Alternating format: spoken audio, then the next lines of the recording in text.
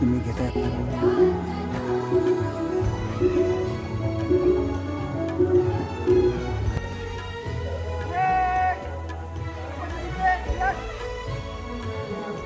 चांगली बुद्धी दे, आरोग्य दे, सर्वांना सुखात आनंदात ऐश्वर्यात ठेव.